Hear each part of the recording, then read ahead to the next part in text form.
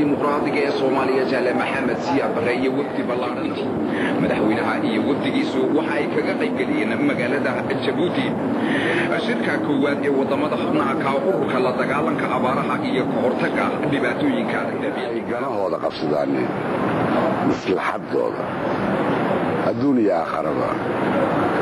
qofku dantiisa isaga qabsada nina uma qabto fikradda dantayda cid kale ay qabato inay iloobaan oo tooda u jeestaan oo isku aaminsan dadkooda iyo dalkooda diyuuradaha ee magaalada Berbera ayayna diyaaradaasi islaax qadar saacad iyo bar ka bacdiya ay ku degtay isagoo madaxweynaha jamhuuriyadda dimuqraadiga ee Soomaaliya Jaale Maxamed Siyaad Barre halkaasi ay ku soo dhaweeyeen madaxda gobolka Waqooyi Galbeed waxaana halkaasi ubax qoorta u suray ubaxa kacaanka Oktoobar ee degmada Berbera oo iyadu ka tirsan gobolkaasi Waqooyi Galbeed iyadoo halkaasi uu ku soo dhaweeyay Jaale Xildhibaan محمد حاشي قاني oo ah taliyaha qaybta 26aad ee xooga dalka Soomaaliyeed dadweyne aad u tiro badan ay xareeraha gagada diyuuradaha ay safnaan iyagoo u lulaya caleemo qoyan iyo calanka jamhuuriyadda dimuqraadiga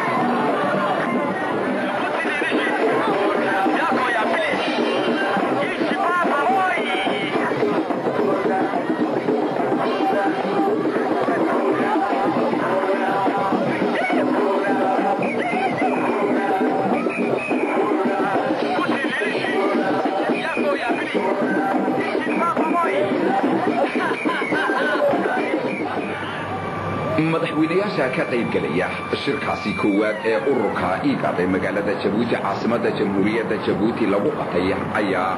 maalintii ay bishu hayd 15 galabnimadeedii iyagoo waxa la keenay qasriga ummadda ee ku yaala magaalada Djibouti oo ah guri aad iyo aad u qurux badan iyaga oo shirku oo habeenimadaas halka uga furmayay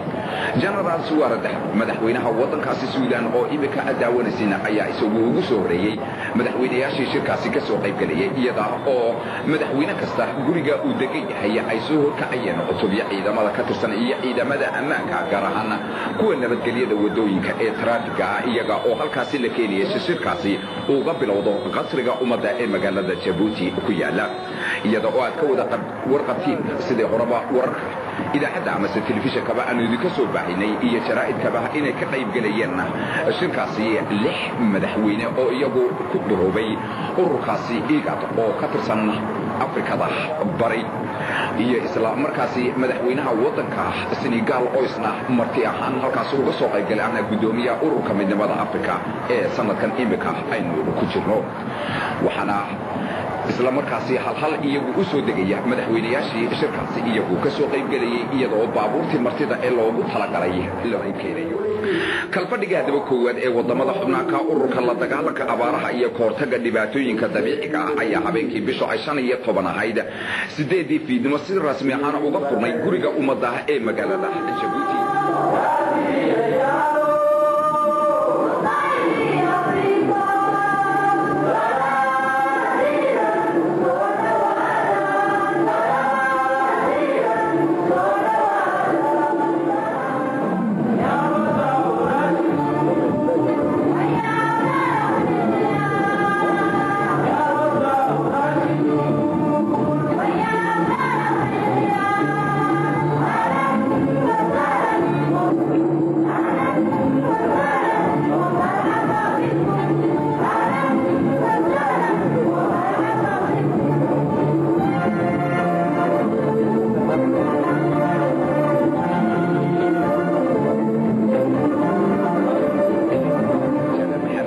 bare waxa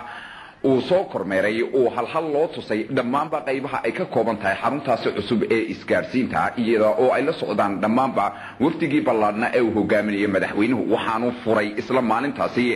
laynka isku xidha jamhuuriyadda Djibouti iyo magaalada Hargeysa magaala madaxda gobolkaasi waqooyi galbeed sida idinkuba aad u daawanaysiin oo isagu ugu horeeyay qof ku xaleeto ay booqdeen degmada Carta magaala madaxdeeda ee Carta la yiraahdo magaalada Carta waxa weeyaan oo ay ku taala dhul buureed iyagu ku dhow magaalada Djibouti waxaana u jirtaa ilaa iyo 42 kilomitir waxa ay badda ka sareysaa buurtaasi magaalada Carta ay ku taala 700 oo dhudhun ay badda ka sareysaa iyada oo hawadeedu ay aad iyo aad u qabowdahay oo iyo labada dawladoodba madaxweynaha jamhuuriyadda dimuqraadiga ee Soomaaliya meel kasta oo tagaba sixiisa iyo kalgacal ayaa loogu soo dhaweeyay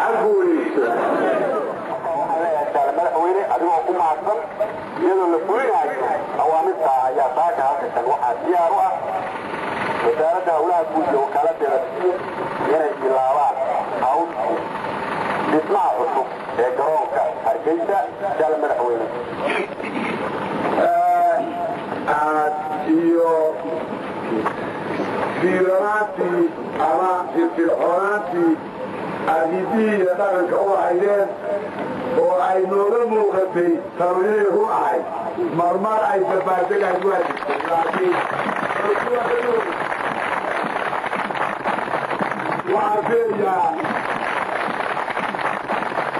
وعافية مركينا آد في المجرني تبادل يدعي آد مبرر لكن بيبو شيئا كما تحبها يوضك فكري هذه آفات يقوم علينا يا صاحبنا والسحونة الحلكة أما كورميرك أقول جرني مقعودة إيو قرنك صومالي ونبينو جيبا هو قطع وحيارة عيوباي وأخشى الموجود ما أنت وحويا ونجيران ويربع الموجود إنه بيربع أسكو كالتوب سيجي وحويا نسمى أدوك يوكاد مساكنا أنا ويانا مجرد حويتاكنا وبنانو كأيب مويت